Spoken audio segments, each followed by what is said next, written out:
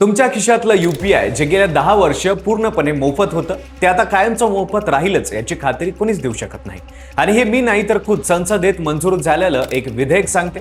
एका बाजूला सरकार म्हणते सामान्य माणसाला ₹1 जास्त द्यावा लागणार नाही आणि दुसऱ्या बाजूला विरोधी पक्ष म्हणतोय हा तर अमेरिकेच्या दबावाखाली घेतलेला निर्णय आहे आणि याचा फटका शेवटी सामान्य ग्राहकालाच बसणार आहे. नेमकं खरं काय आहे, संसदेत काय घडलं आणि यूपीआय वापरणाऱ्या कोट्यावधी भारतीयांच्या खिशावर याचा कसा परिणाम होणार आहे हे सगळे सविस्तर जाणून घेऊया या व्हिडिओच्या माध्यमातून. नमस्कार, मी पंकज आणि तुम्ही पाहताय कसं काय. आधी थोडी पार्श्वभूमी समजून घेऊया. 4 ऑगस्ट रोजी केंद्रीय अर्थमंत्री निर्मला सीतारामन यांनी लोकसभेत taxation and other laws amendment bill 2026 हे विधेयक सादर केलं. याच विधेयकाच्या माध्यमातून जून महिन्यात काढलेला एक अध्यादेश कायद्यात रूपांतरित करण्यात येणार होता आणि सोबतच आणखीन काही महत्त्वाचे बदलही करण्यात आले होते. हे विधेयक टॅक्सेशन पासून थेट फॉरेन इन्व्हेस्टमेंट पर्यंत आणि डेटा सेंटर्स पासून हिऱ्यांच्या व्यापाऱ्यापर्यंत अनेक क्षेत्रांना टच करणारं होतं. पण यातला सगळ्यात जास्त चर्चेत असलेला मुद्दा होता तो यूपीआय आणि रुपे कार्डशी संबंधित बदल. 6 ऑगस्ट रोजी हे विधेयक लोकसभेत कोणत्याही सविस्तर चर्चेशिवाय आवाजी मतदानाने मंजूर झालं आणि तेही संसदेत विरोधी पक्षाच्या सदस्यांचा गोंधळ आणि घोषणाबाजी सुरू असतानाच हे विधेयक मंजूर करून घेण्यात आलं. या पावसाळी अधिवेशनात मंजूर झालेलं हे 7वं विधेयक ठरलं आणि विशेष म्हणजे यातलं हे 5वं विधेयक होतं जे कोणत्याही चर्चेशिवाय मंजूर करण्यात आलं. आता हे विधेयक राष्ट्रपतीच्या स्वाक्षरीनंतर प्रत्यक्ष कायद्यात रूपांतर होईल. आता मुद्द्याची गोष्ट म्हणजे या विधेयकात नेमकं काय बदललं ते समजून घेऊया. हे विधेयक 2007च्या payment and settlement systems act मध्ये सुधारणा करतं. आतापर्यंत या कायद्यानुसार बँका आणि पेमेंट सर्व्हिस प्रोव्हायडर्सना यूपीआय किंवा रुपे डेबिट कार्डवरून होणाऱ्या व्यवहारांवर थेट किंवा अप्रत्यक्षपणे कोणताही चार्ज लावण्यास स्पष्ट कायदेशीर बंदी होती. नव्या विधेयकाने हीच बंदी काढून टाकली. याचा सरळ अर्थ असा की आता कोणत्या डिजिटल पेमेंट सिस्टमवर चार्ज लावायचा आणि कोणती सिस्टम मोफत ठेवायची हे ठरवणारे अधिकार पूर्णपणे केंद्र सरकारकडे गेलेत. आता हे प्रकरण नीट समजून घेण्यासाठी MDR म्हणजे मर्चंट डिस्काउंट रेट ही संकल्पना समजून घेणं गरजेचं आहे. जेव्हा एखादे व्यापारी ग्राहकांकडून डिजिटल पेमेंट स्वीकारतो तेव्हा तो ट्रान्झॅक्शन प्रोसेस करण्यासाठी बँकेला आणि पेमेंट नेटवर्कला त्या व्यापाऱ्यांकडून काही टक्के रक्कम घ्यावी लागते.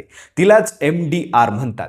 गेली अनेक वर्ष भारतात यूपीआय आणि रुपे कार्डवर 0 MDR धोरण होतं. म्हणजे व्यापाऱ्याला किंवा ग्राहकाला यासाठी एकही पैसा जास्त मोजावा लागत नव्हता आणि या 0 चार्जमुळे यूपीआय अगदी रस्त्यावरच्या भाजीपाल्यापासून मोठ्या मॉलपर्यंत सगळीकडे स्वीकारलं गेलं. आता नियम बदलण्याचा कायदेशीर अधिकार सरकारला मिळालाय. अर्थमंत्री निर्मला सीतारामन यांनी मात्र स्पष्ट केलं हे चार्जेस फक्त व्यापाऱ्यांकडून घेतले जातील. सामान्य ग्राहकांच्या खिशाला याचा थेट फटका बसणार नाही. त्यांच्या स्पष्टीकरणानुसार तुम्ही तुमच्या मित्राला किंवा नातेवाईकांना यूपीआय पैसे पाठवले तर ते आधीसारखेच पूर्णपणे मोफत राहणार आहे.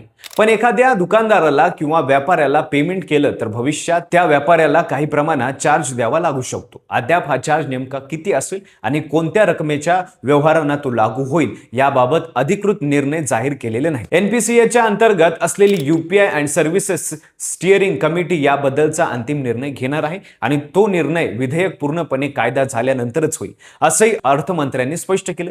बँका आणि फिनटेक कंपन्यांची अनेक वर्षापासूनची मागणी होती की यूपीआय सारखी सिस्टम मोफत चालवणं परवडणार नाही. केवळ जुलै महिन्यातच भारतात जवळपास 30 लाख कोटी रुपयाचे यूपीआय व्यवहार झाले. एवढं प्रचंड डेटा हाताळण्यासाठी सर्व्हर, क्लाउड इन्फ्रास्ट्रक्चर आणि सुरक्षा यंत्रणेवर मोठा खर्च येतो आणि हाच खर्च भरून काढण्यासाठी व्यापाऱ्यांवर चार्ज लावला जावा अशी मागणी दीर्घकाळ होत होती. आता या विधेयकाला सगळ्यात मोठा वादाचा मुद्दा समोर आलाय तो काँग्रेस नेते जयराम रमेश यांच्यामुळे. रमेश यांनी थेट पंतप्रधान नरेंद्र मोदी यांच्यावर निशाणा साधत विचारलं की हे विधेयक अमेरिकेचे राष्ट्राध्यक्ष डोनाल्ड ट्रम्प यांच्या दबावाखाली आणलं गेले का.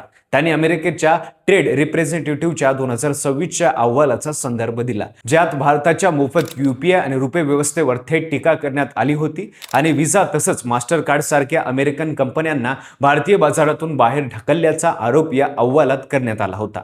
रमेश यांच्या मते ही MDRची तरतूद तिथूनच आली. त्यांनी असाही दावा केला की MDR व्यापाऱ्यांकडून घेतली तरी अंततः तो ग्राहकांच्या खिशातून जाणार आहे कारण व्यापारी हा खर्च वस्तूंच्या किमतीत वाढ करून वसूल करतील. रमेश यांनी हेही नमूद केलं की UPI वर अवलंबून असणारे बहुतांश व्यापारी हे छोटे किराणा दुकानदार आणि रस्त्यावरचे विक्रेता आहेत.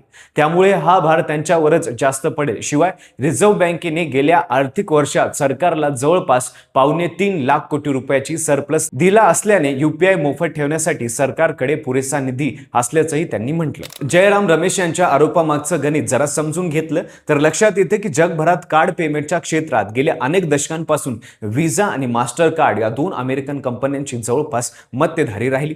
या दोन्ही कंपन्या प्रत्येक व्यवहारावर व्यापाऱ्यांकडून सरासरी 1.5 ते 3% शुल्क वसूल करतात. मात्र भारतात 2016 नंतर UPI आलं आणि झिरो MDR मुळे थेट बँक टू बँक पेमेंट स्वस्तात आणि सहज शक्य झालं.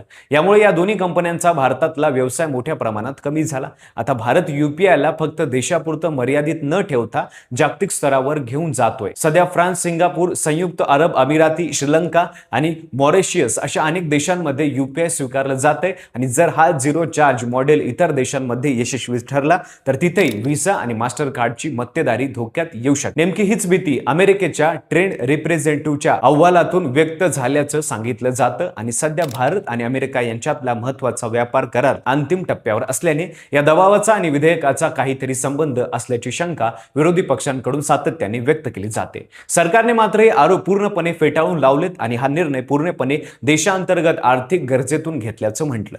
या आरोपांना अर्थमंत्री निर्मला सीतारामन यांनी थेट प्रत्युत्तर दिलं. त्यांनी जयराम रमेश यांच्यावर चुकीची माहिती पसरवल्याचा आरोप करत सांगितलं की MDR फक्त व्यापाऱ्यांना लागू होईल, सर्वसामान्य ग्राहकांना नाही आणि या माध्यमातून जमा होणारा निधी बँका आणि फिनटेक कंपन्यांना पायाभूत सुविधा, नवसंशोधन आणि सुरक्षा यंत्रणेतून गुंतवण्यासाठी वापरला जाईल, ज्याचा अप्रत्यक्ष फायदा शेवटी UPI वापरणाऱ्या प्रत्येक भारतीयालाच होईल असं त्यांचं म्हणणं आहे. यावर जयराम रमेश यांनी पुन्हा उत्तर देत म्हटलं की सरकारची आश्वासन किंवा ट्विट्स हे कायदेशीर संरक्षणाची जागा घेऊ शकत नाही. जोपर्यंत कायदाच मोफत UPI ची हमी नाही तोपर्यंत भविष्यात कधी चार्ज लावले जाऊ शकतात असा इशारा त्यांनी दिला. सध्याची परिस्थिती अशी आहे की विधेयक लोकसभेत मंजूर झालंय आणि आता ते राष्ट्रपतीच्या स्वाक्षरीसाठी पाठवलं जाईल. त्यानंतर प्रत्यक्ष कायद्याचं स्वरूप घेईल. मात्र MDR नेमका किती लावायचा, कोणत्या रकमेच्या वरच्या व्यवहारांना तो लागू करायचा आणि कधीपासून लागू करायचा हे सगळे निर्णय अजून बाकी आहेत. NPCI ची समिती याबाबत पुढील काळात निर्णय घेईल. तोपर्यंत सामान्य UPI युजर्स साठी सध्या तरी काहीतरी बदललेलं नाही. पर्सन टू पर्सन व्यवहार पूर्णपणे मोफत राहणार आहे हे स्पष्ट झालं, पण व्यापाऱ्यांवर चार्ज लागल्यास त्याचा अप्रत्यक्ष परिणाम वस्तूंच्या किमतीवर होऊ शकतो का, याबद्दल मात्र अजूनही कन्फ्युजन कायम आहे. एकूण हा विषय फक्त एका विधेयकापुरता मर्यादित राहिलेला नाही, तर तो आंतरराष्ट्रीय व्यापारी दबावाशी आणि सामान्य माणसांच्या खिशाशी थेट जोडलेला गेला. ज्या UPIने जगाला भारताची डिजिटल ताकद दाखवून दिली त्याच UPIचं भवितव्य आता एका महत्त्वाच्या वळणावर उभं आहे. सरकार म्हणते ग्राहकांना काहीही फरक पडणार नाही, तर विरोधी पक्ष म्हणतोय हा फक्त सुरुवातीचा टप्पा आहे. खरं चित्र येत्या काही महिन्यात दिसेल. जेव्हा प्रत्यक्ष अधिसूचना निघेल तेव्हा स्पष्ट होईल. तोपर्यंत एक प्रश्न मात्र कायम राहतो, जी सुविधा गेल्या 10 वर्ष पूर्णपणे मोफत राहिल्यामुळे कोट्यावधी भारतीयांच्या दैनंदिन आयुष्याचा भाग बनली, तिच्यावर उद्या शुल्क लागलं तर सामान्य माणूस ते सहज स्वीकारेल की UPI पासून पुन्हा एकदा दूर जाईल. एक गोष्ट मात्र नक्की आहे की UPI हे आज फक्त एका पेमेंट ॲप राहिलेलं नाही, तर भारताच्या डिजिटल अर्थव्यवस्थेचा कणा बनलाय आणि त्यामुळेच त्यात होणारा प्रत्येक छोटासा बदलही आता थेट राजकीय आणि आंतरराष्ट्रीय पातळीवर चर्चेचा विषय ठरतोय. पुढच्या काही महिन्यात सरकार प्रत्यक्ष अधिसूचना कधी काढतं आणि त्यात MDRचे नेमके आकडे काय असतात यावर संपूर्ण वादाचं भवितव्य ठरणार आहे. याबद्दल तुम्हाला काय वाटतं, तुमचं मत आम्हाला कमेंटमध्ये नक्कीच सांगा. व्हिडिओ आवडला असेल तर लाईक करा, चॅनलवर नवीन असतं तर चॅनल सबस्क्राईब करायला विसरू नका आणि पाहत राहा फक्त कसं काय.